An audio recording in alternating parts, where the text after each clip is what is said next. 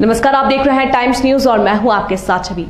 आइए नजर डालते हैं कुछ खास खबरों पर। जिस तरह हम सजते संवरते हैं उसी तरह प्रकृति और पर्यावरण को भी संवरना चाहिए। पर्यावरण को संवारने के लिए किसी सामान की आवश्यकता नहीं होती, बल्कि पौधारोपण जरूरी है और आवश्यकता है तो बस उन पौधों को वृक्ष बनने तक देखभाल करने की। यही वृक्ष 10,000 लीटर जल संरक्षण करते हैं। इस अवसर पर सुश्री ठाकुर ने कहा कि महू में बांस की खेती के साथ ऑक्सीजन पार्क बनाने पर विचार किया जा रहा है। इस ऑक्सीजन पार्क से इस क्षेत्र की पूरे प्रदेश में अलग पहचान बनेगी। विश्व पर्यावरण दिवस के अवसर पर यह बात प्रदेश की पर्यटन और संस्कृति मंत्री सुश्री उषा ठाकुर ने भगवान परशुराम की जन्मस्थली जानापाव में विभिन्न प्रकार के पौधे रोपने के अवसर पर कही। इस अवसर पर सुश्री ठाकुर ने कहा कि पहाड़ी पर 4500 पौधे लगाए जाएंगे, जिनकी देखरेख के लिए 2-2 पालक नियुक्त किए, जो पौधे से पेड़ बनने तक रख रखाव करेंगे। सरपंच कविता पाटीदार निगरानी रखेंगी। उनका कहना था कि कोरोना जैसी घातक महामारी से निपटने के लिए जल और वायु को शुद्ध करना जरूरी है और ये काम केवल पौधारोपण से ही हो सकता है।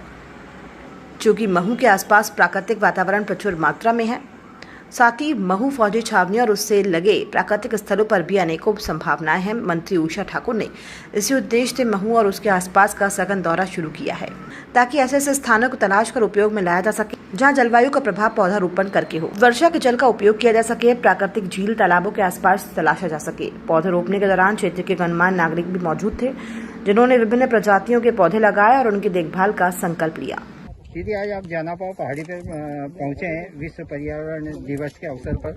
आपने यहाँ पर कुछ पौधे लगाए, इसके विकास के संबंध में क्या आपकी योजना है? कृपया इसके संबंध में कुछ आज विश्व पर्यावरण दिवस है और बचपन से किताबों में पढ़ा कि एक पेड़ अपने नीचे 10,000 लीटर पानी इकट्ठा रखता है और 10 डिग्री तापमान को कम करता है।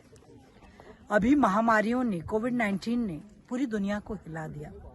एक एक सांस का महत्व हम सब ने जाना है, इसलिए संकल्प किया कि हर बंजर पहाड़ी को हरा भरा करेंगे, स्वयं सहायता समूहों को जिम्मेदारी देंगे।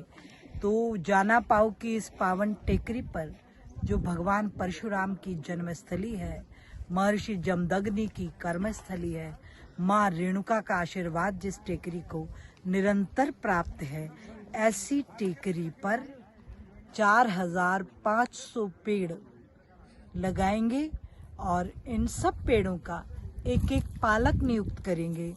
ये मेरे साथ जो खड़ी हैं जानापाव कुटी की मेरी सरपंच हैं कविता पाटीदार जी। ये योजना में माँ की भूमिका में रहेंगी, क्योंकि पहाड़ी उतरते ही इनका निवास है।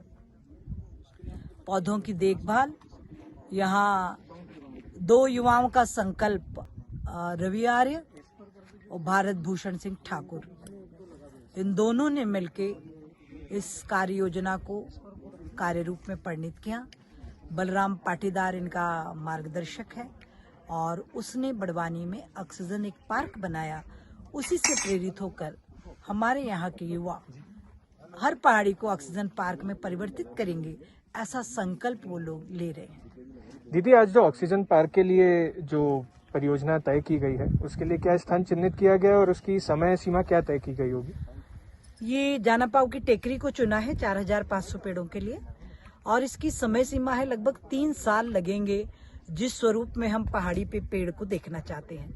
और उनका रखरखाव, उनके पालन पोषण, उनकी देखरेख के लिए यह युवाओं के नेतृत्व में पूरी टोली बनेगी और वो सुनिश्चित करेगी कि लगा हुआ प्रत्येक पौधा अपने संपूर्ण वयस्कता को प्राप्त करे। 3 वर्ष तक इन पौधों की निगरानी की कार्य योजना अभी इन लोगों ने बनाई है। टाइम न्यूज देखिए अब आपके मोबाइल और स्मार्ट टीवी पर लाइव प्ले स्टोर से डाउनलोड करें।